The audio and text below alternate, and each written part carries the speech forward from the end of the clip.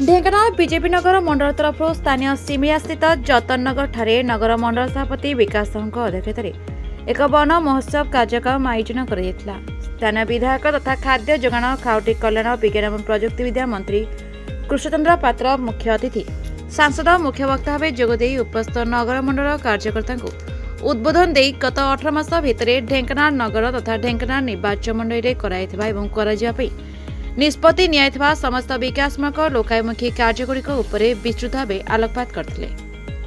पुराध्यक्ष जयंती पात्र सम्मानित अतिथि भाव जोगदेइथिले। ढेंकानाल पौरांचल 4 वर्ष भितर कराଯାଇथिबा उन्नतिमूलक कार्यक्रम उपरे विस्तृत भाव आलोचना करथिले।